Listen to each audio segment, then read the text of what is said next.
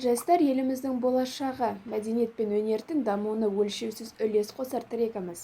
Осындай жастардың келешегіне жарқын жол сілтеу мақсатында Халықаралық ақпараттық технологиялар университетінде шеберлік сабақ өтуде. Бүгінгі кештің басты қонағы кім және қандай тәжірибесімен бөліспек? Бірге білейік. Телевизия саласындағы 10 жыл. Тәжірибе жинау, кәсіби тұрғыда шыңдалу, шығармашылық ортадағы толассыз қызу жұмыс. Бұл тележурналист Азиза Мадиярқызының бас қосудағы тоқталған басты жайттар. Осы уақыт аралығында тәжірибелі маман, үздік тележүргізуші, үздік редактор номинацияларының иегері атанып та үлгерген. Естеріңізге салсақ, Азиза Халықаралық ақпараттық технологиялар университетінің 2015 жылғы түлегі.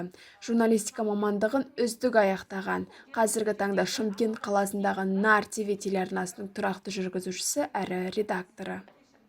Бүгінгі жалпы іс-шара өте қызық өтті. Азиза ханымнан алған, Азиза ханымның әңгімелері бізге пайдасын алып келеді және өте қызықты.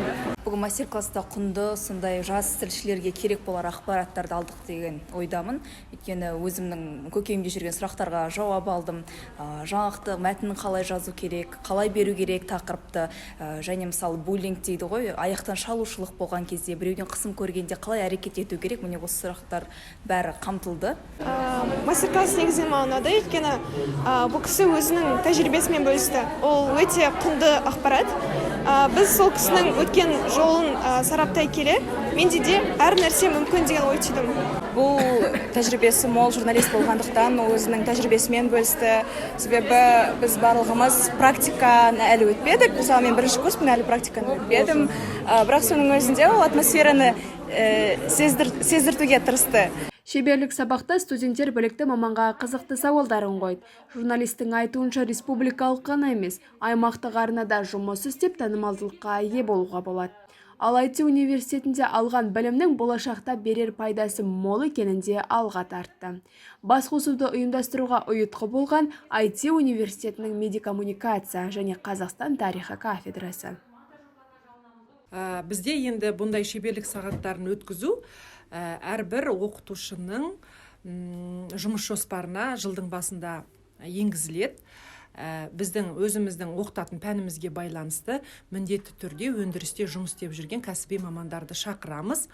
Шеберлік сағаттың басты мақсаты кәсіби маманнан үлгі алу, тәжірибе жинақтау.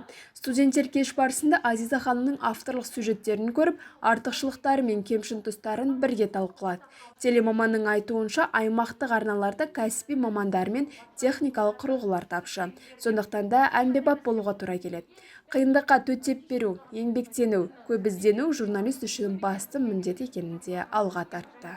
Шара аясында мен өзімнің тәжірибеме сүйене отырып, қазіргі таңда телеарнаға жұмысқа кірген журналистің бойында қандай қасиет болу керек, қандай кедергілерге ұшырайды, қандай қателіктер болып жатады сюжет барысында.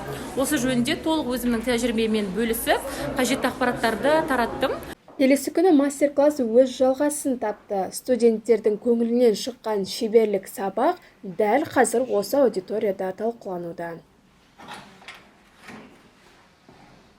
Студенттердің сөзінше Азиза ханымның шеберлік сабағы оларды ойландыратында көп ақпарат берген.